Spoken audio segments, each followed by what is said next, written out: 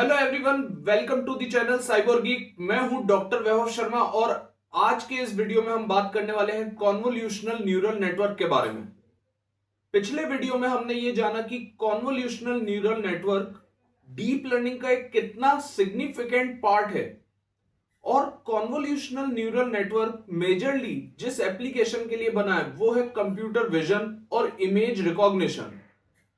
तो पिछले वीडियो में तो हमने ये सीखा कि कॉन्वोल्यूशन न्यूरल नेटवर्क किसी इमेज डेटा पे काम कैसे करता है, यानी कि हमने सिर्फ और सिर्फ वर्किंग की बात करी। लेकिन आज के इस वीडियो में, क्योंकि ये जो चैनल है साइबर गीक, यहाँ पे एआई में क्या ट्रेंडिंग है हम सिर्फ उस पर बात नहीं करेंगे। यहाँ पे हम एआई की प्रैक्टिकल एप्लीकेशंस बनवाएंगे जो कि स्टूडेंट्स के लिए काफी हेल्पफुल हो सकती है और लाइन बाय लाइन उसकी कोडिंग समझेंगे। जो भी एआई में एक्सपेरिमेंट्स होते हैं उसे भी देखेंगे। तो पिछले वीडियो में हमने सिर्फ वर्किंग की बात करी थी, लेकिन इस वीडियो में हम लाइन बाय लाइन कोडिंग करके एक छोटा सा प्रोजेक्ट इंप्लीमेंट करेंगे बहुत ही क्विक वे में। तो वो प्रोजेक्ट क्या है? हम एक क्लासिफिकेशन मॉडल बनाएंगे कॉन्वोल्यूशनल न्यूरल नेटवर्क की मदद से। ये जो क्लासिफिकेशन मॉडल होगा ये एमनिस्ट डेटा सेट पे काम करेगा। एमनिस्ट डेटा सेट बेसिकली 70,000 सैंपल्स का कलेक्शन है। इन सैंपल्स में हैंड रिटन डिजिट्स की जो इमेजेस हैं, 0 से लेकर 9 तक जो नंबर्स हैं हैंड रिटन डिजिट्स, उन इमेजेस का कलेक्शन है। तो हमें वो नंबर इमेज देखकर क्लासिफाई करना है। तो ये प्रोजेक्ट हम यहां पे इस वीडियो में इंप्लीमेंट करेंगे line by line with the help of coding. उसके पहले जो आपके लिए जानना जरूरी है, जैसे कि पिछले वीडियो में हमने देखा कि डेटा को प्रोसेस करने के लिए कॉन्वोल्यूशन लेयर के बाद पूलिंग लेयर का इस्तेमाल होता है। लेकिन कॉन्वोल्यूशनल न्यूरल नेटवर्क वहीं पे खत्म नहीं हो जाता। कॉन्वोल्यूशनल न्यूरल नेटवर्क सिर्फ बॉडी का काम करता है।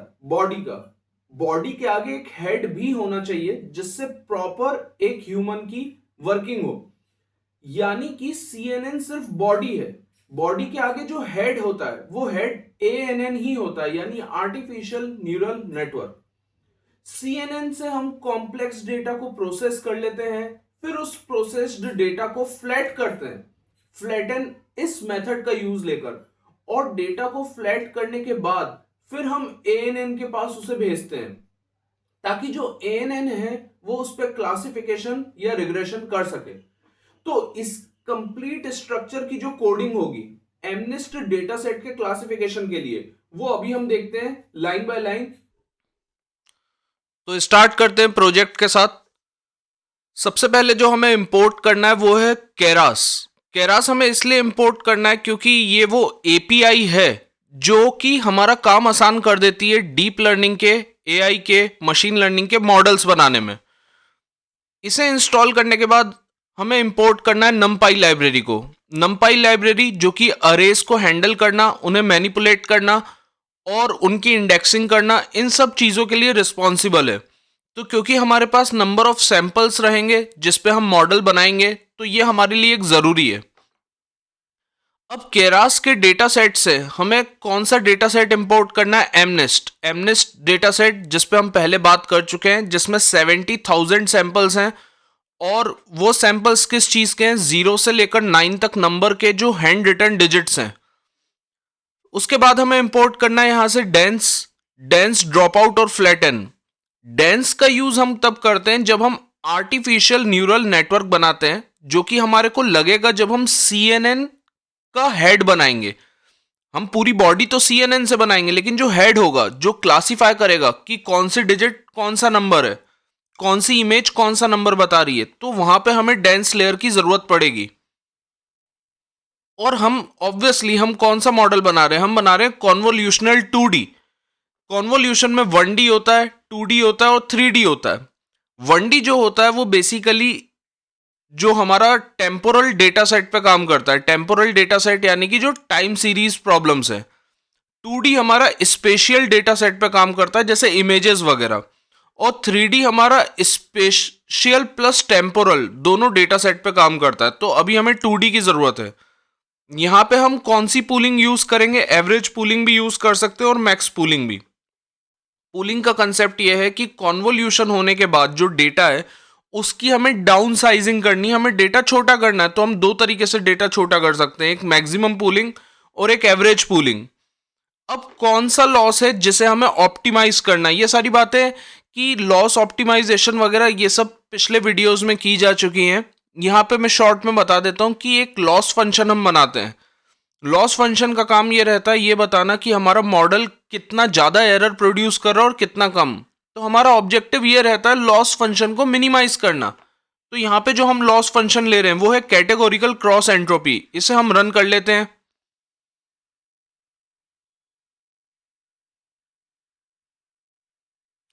तो ये हमारा जो कुछ हमें इंपोर्ट करना था वो हम इंपोर्ट कर चुके हैं, वो रन हो चुका है। अब यहाँ पर हम बात करते हैं कि जो हमारा डेटा सेट है, डेटा सेट में हमें क्या करना रहता है, उसे एक्स और वाई में डिवाइड करना रहता है। एक्स और वाई क्या है? एक्स यानी कि इनपुट, जिन फीचर्स के बेसिस पे वाई यानी कि आउटपुट, आउटपुट की पहचान होगी। फॉर एग्जाम्पल एक इमेज दी और हमें बताना है कि उसका नंबर क्या है 5, तो वो जो आउटपुट है वो सब वाई में है और जो फीचर्स हैं, जो इमेज है, जो इनपुट है वो एक्स में है। लेकिन एक्स और वाई को भी हमें डिवाइड करना रहता है ट्रेनिंग सेट में और टेस्टिंग सेट में।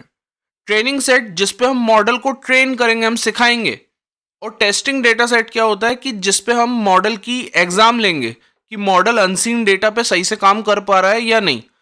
तो अब हम उसे रन कर लेते हैं। हमने एमनेस्ट डेटा सेट को लोड करा और उसे ट्रेनिंग और टेस्टिंग में डिवाइड कर दिया।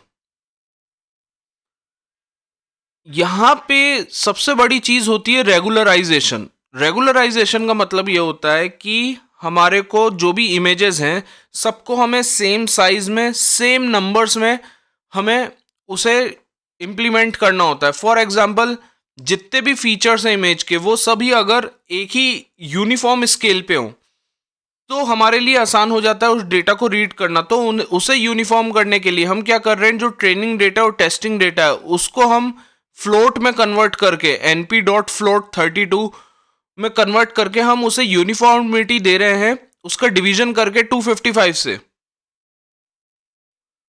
अब हमारे को क्या करना है कि जो इमेज है, इमेज को हमारे को नंबर ऑफ रोज और नंबर ऑफ कॉलम्स में डिवाइड करना है। ये हमारे को सभी ट्रेनिंग सैंपल्स के साथ करना है। तो जो भी हमारे ट्रेनिंग सैंपल्स हैं 1 से, हमारे को उन सभी को रोज में, जो भी इमेज है, इमेज में देखिए 3 चीज लगती हैं। एक होता है उसकी इमेज की हाइट इनपुट में, इमेज की विड्थ और इमेज का नंबर ऑफ चैनल। अगर ब्लैक एंड व्हाइट इमेज है तो नंबर ऑफ चैनल 1 ही रहेगा। 1 यानी कि इमेज की जो भी पिक्सल्स हैं उनकी वैल्यू 0 से 255 के बीच में होंगी, तो चैनल एक ही होगा। लेकिन कलर्ड इमेज में होते हैं 3 चैनल, RGB, रेड, ग्रीन और ब्लू, यानी कि इन तीनों को मिक्स करके हम कोई सा भी कलर बना सकते हैं। तो किसी भी पिक्सल को हम डिफाइन करते हैं कलर्ड इमेज में 3 चैनलों से, RGB, और तीनों चैनल की वैल्यू होती है 0 से 255 तक। लेकिन यहाँ पे हमारा क्या हो रहा है, यहाँ पे हमारा एक ही चैनल है। जो हमारा एक चैनल है वो है सिर्फ ब्लैक एंड व्हाइट फोटो है और उसकी वैल्यू रहेगी 0 से लेकर 255 तक। तो जो हमारा ट्रेनिंग डेटा है, ट्रेनिंग डेटा को अब हम रीशेप कर रहे हैं। रीशेप हम कैसे करेंगे, इसकी जो इमेज की जो रोज हैं और इमेज के जो कॉलम्स हैं, यानी कि इमेज की जो हाइट है, इमेज की जो विड्थ है, कॉमा 1 यानी कि जो इमेज का चैनल है, क्योंकि ब्लैक एंड व्हाइट है तो वो सिंगल चैनल है, और लेंथ ऑफ एक्स ट्रेन यानी कि ट्रेनिंग में जितने भी सैंपल्स हैं उन सभी पे ये चीज एप्लीकेबल होगी। इसी तरह से एक्स टेस्ट को भी हम रीशेप कर रहे हैं। पहले हम क्या कर रहे हैं, जितने टेस्ट के सैंपल्स हैं उसको लेंथ ब्रैकेट एक्स टेस्ट कर रहे हैं, फिर उसके बाद हम उसका क्या कर रहे हैं, उसकी हाइट, विड्थ और उसके नंबर ऑफ चैनल डिफाइन कर रहे हैं। तो इस तरह से जो हमने इनपुट शेप है उसे डिफाइन कर लिया। इनपुट शेप है हमारा हाइट, विड्थ यानी image rows comma image columns comma 1, number of channel कि इमेज में कितने चैनल हैं, ब्लैक एंड व्हाइट है तो सिंगल चैनल है। अब उसके बाद हमें यहाँ पर जो हमारा मॉडल है उसका नाम देना है। मैंने यहाँ बेसिक नाम दिया है क्योंकि हम CNN का एक बहुत ही बेसिक सा मॉडल बना रहे हैं।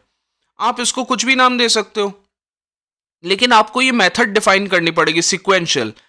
इसका नाम यही रहेगा। सिक्वेंशियल का मतलब ये है कि जब भी हम कोडिंग करते हैं, सी की भी आपने कोडिंग करी होगी, तो आप जो प्रोग्राम बनाते हो वो सिक्वेंशियल प्रोग्राम्स बनाते हो, यानी कि पहली जो रो है वो पहली जो स्टेटमेंट है वो एग्जीक्यूट होगी, उसके बाद दूसरी स्टेटमेंट एग्जीक्यूट होगी, फिर तीसरी, फिर चौथी। Line by line, step by step statements जो है कोडिंग की वो एग्जीक्यूट होंगी, उसे सीक्वेंस कहते हैं।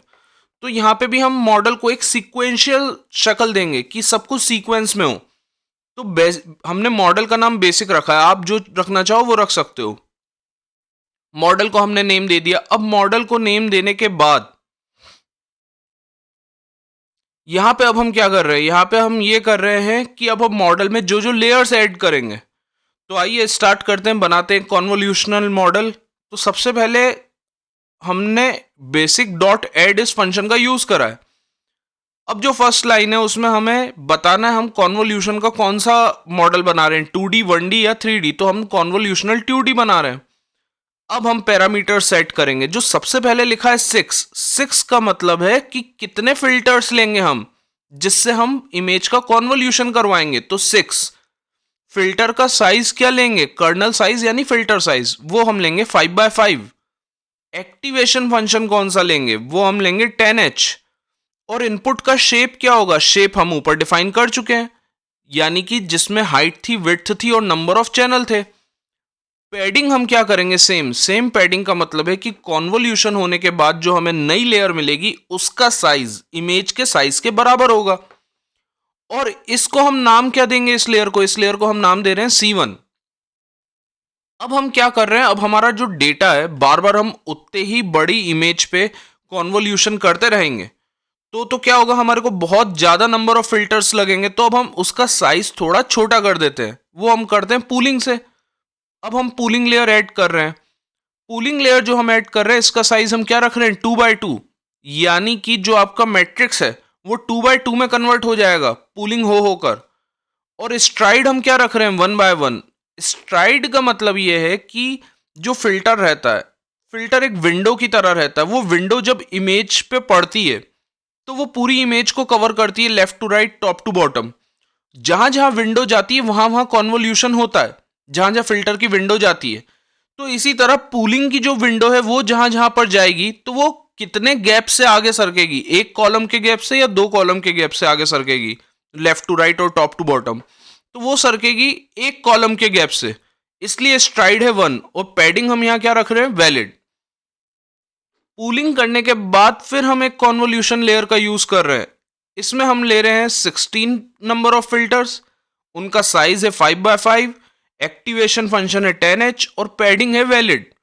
फिर हम एक पूलिंग लेयर यूज कर रहे हैं। पूलिंग लेयर के पैरामीटर सेम है जैसे जो पहले थे। उसके बाद फिर हम एक कॉन्वोल्यूशन लेयर यूज कर रहे हैं जिसमें अब हम फिल्टर्स का नंबर रख रहे हैं 120, यानी कि 120 बार कॉन्वोल्यूशन होगा। और किस फिल्टर से कॉन्वोल्यूशन होगा, जिसका साइज है 5,5, एक्टिवेशन फंक्शन है 10H, इस लेयर को नाम दे देते हैं C5।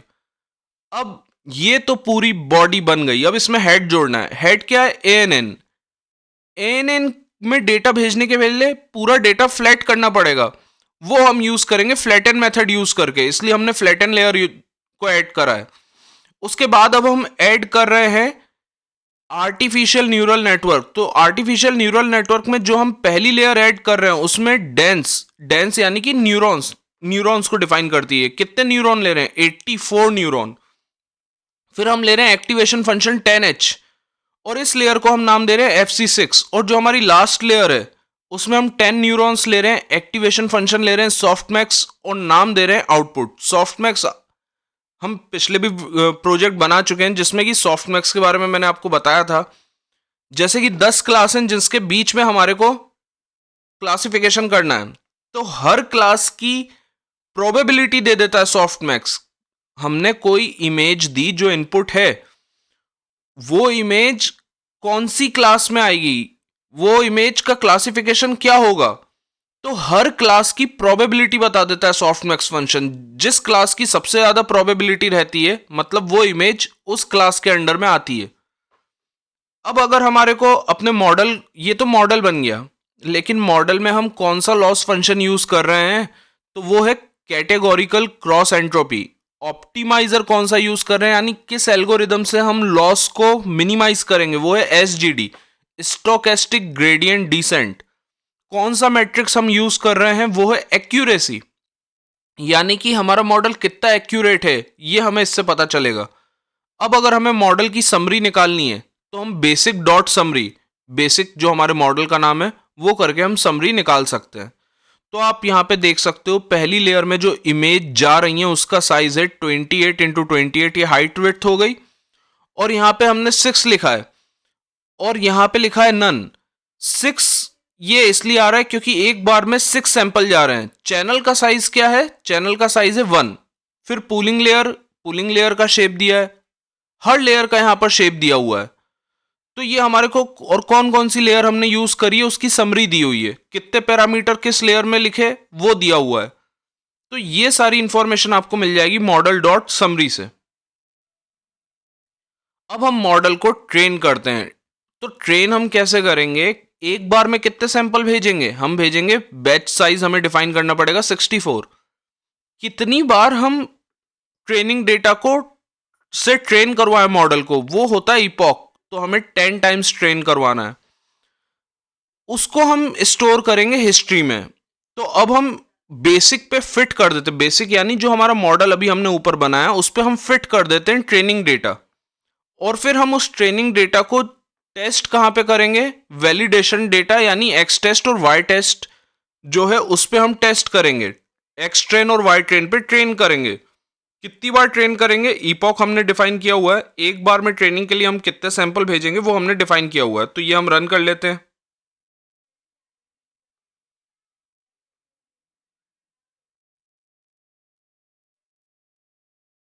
तो इसमें हमारा कुछ एरर आ रहा है, एरर को हम एक बार चेक कर लेते हैं। तो हमारा एरर रेक्टिफाई हो चुका है। बेस्ट साइज, इपॉक, इन सब चीज़ों को डिफाइन करते हुए हमने बेसिक अपना जो मॉडल बनाया था उस पर ट्रेनिंग डेटा और टेस्टिंग डेटा फिट कर लिया। एरर क्या हुआ था वो मैं आपको बता देता हूँ। अब देखिए, अब ट्रेन हो रहा है। हमने एक यहाँ पर गलती करी थी, एक प्रोग्राम हमें और रन करना है एक नंबर ऑफ स्टेटमेंट्स को। वो ये है कि हमें ये बताना है कि कितनी नंबर ऑफ क्लासेस हैं वाई ट्रेन में जिसे हमें क्लासीफाई करना है। फॉर एग्जाम्पल, जो इमेजेस हैं वो 0 to 9 डिजिट की हैं, 0 से 1 2 3 4 उनकी इमेजेस हैं हैंड रिटन डिजिट्स की। तो कितनी क्लासेस हैं? ऑलमोस्ट 10 क्लासेस है। वो हमने स्टोर करवा लिया नंबर स्लैश क्लासेस में। तो वो चीज हमारे को वाई ट्रेन और वाई टेस्ट में हमारे को वो चीज डिफाइन करनी है कि कितनी नंबर ऑफ क्लासेस हैं। फॉर एग्जाम्पल, अब अगर हम प्रिंट करते हैं कि जो पहला सैंपल है उसे हम क्या बोलेंगे, उसकी इंडेक्सिंग क्या है? 0, जो वाई ट्रेन का पहला सैंपल है। जैसे ही मैं इसे रन करता हूं तो ये मुझे यहां पर ये बता रहा है कि जो 10 क्लासेस हैं उसमें से जहां पे 1 लिखा हुआ है, ये 1 हॉट एनकोडिंग है, अभी हमें यहां पे जाने की जरूरत नहीं है। जो 1 लिखा हुआ है मतलब इस नंबर पे जो डिजिट थी, इस इंडेक्स पे जो भी 10 क्लासेस थी उसमें से 10 क्लासेस में जो इस नंबर पे थी जहां पे 1 हुआ है, ये इमेज वो वाली डिजिट है। तो हमें नंबर ऑफ क्लासेस यहां पे डिफाइन करना जरूरी था, जो कि हमने किया नहीं था, जिस वजह से हमारा एरर आ रहा था। उसके बाद अब हमारा मॉडल रन हो चुका है। रन होने के बाद हमने उसे सेव करवाया हिस्ट्री में ताकि हम उसका एनालिसिस कर सकें। तो एनालिसिस करने के लिए पहले हमें पांडास और मैटप्लॉटलिब को इंपोर्ट करना पड़ेगा। मैटप्लॉटलिब डेटा को ग्राफिकल फॉर्म में विजुअलाइज करने के लिए है। अब हम इसे रन करते हैं। तो यहां पर रन कर हम बेसिकली क्या देखना चाह रहे हैं? हम देखना चाह रहे हैं कि आप देख सकते हो ऑरेंज लाइन लॉस की है, ब्लू लाइन एक्यूरेसी की है, और ब्लू और ऑरेंज लाइन ट्रेनिंग डेटा की है। तो हम देख रहे हैं एक्यूरेसी तो हमारे मॉडल की बढ़ रही है और ऑरेंज लाइन आप देख सकते हो लॉस डिक्रीज हो रहा है, यही हमें चाहिए। और ट्रेनिंग डेटा के बाद फिर टेस्टिंग डेटा को हमने नाम दिया है वैलिडेशन एक्यूरेसी और वैलिडेशन लॉस। तो वैलिडेशन एक्यूरेसी भी आप देख सकते हो यहां पर बढ़ रही है, 1 की तरफ जा रही है, और लॉस हमारा रेड लाइन जो है वो मिनिमाइज हो रहा है। तो ये हमने अपना मॉडल ट्रेन कर लिया। अब हम मॉडल पे प्रिडिक्शंस कर सकते हैं। अगर मैं यहां पर, हमने क्योंकि बैच में दिया था डेटा, इसलिए हमें प्रिडिक्शन अगर करवानी है टेस्टिंग डेटा पे तो हमें उसे जो भी इंडेक्स पे हमारे को, जो भी सैंपल पे हमारे को प्रिडिक्शन करवाना है, तो वो हमें बैच के फॉर्म में देना पड़ेगा। यानी कि अगर हमें सैंपल नंबर 0 पे प्रिडिक्शन करवाना है तो हम ऐसे नहीं लिख सकते basic dot predict X test large bracket 0, हमें बैच में देना होगा 0:1, यानी कि 0 से लेकर 1। अब ये बैच बन गया। इस पे जैसे ही हम प्रिडिक्शन करवाते हैं तो इस पे जैसे ही हमने रन करवाया तो आप देख सकते हैं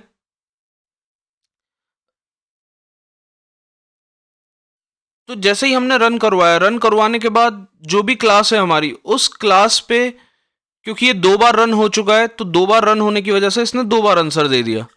तो जो हमारा सैंपल है, जैसे सैंपल है 0 को हम 0 नहीं लिख सकते, बैच के फॉर्म में देना होगा, यानी 0 से 1। तो 0 में जो भी 10 क्लासेस थी कि जो सैंपल नंबर 0 पे हो सकता है वो 1 की इमेज हो सकता है वो 2 की इमेज हो, 9 की इमेज हो, उन सभी क्लासेस की प्रोबेबिलिटी दे दी है। तो जिसकी प्रोबेबिलिटी सबसे ज्यादा होगी, मतलब हमारा मॉडल बता रहा है कि वो इमेज उस डिजिट की है। तो इस तरह से आप इसे टेस्ट कर सकते हो। आई होप आपको ये वीडियो काफी हेल्पफुल लगा होगा। इसमें आपने जो प्रोसीजर्स यूज किए गए हैं, जो लाइन ऑफ कोड्स यूज किए गए हैं, जिसको आप दूसरे CNN मॉडल्स बनाने के लिए भी यूज कर सकते हो, उससे आपको काफी कुछ सीखने को मिला होगा। तो इसी तरह के हेल्पफुल वीडियोस जिससे कि आप डीप लर्निंग, मशीन लर्निंग और AI के मॉडल्स बना सकें, क्रिएट कर सकें, उसका यूज कर सकें, अपनी प्रैक्टिकल नॉलेज को एनहेंस कर सकें, तो इसके लिए इस चैनल साइबर गीक को सब्सक्राइब करना बिल्कुल मत भूलिएगा। आप लोगों का बहुत बहुत शुक्रिया। Thank you. Have a nice day.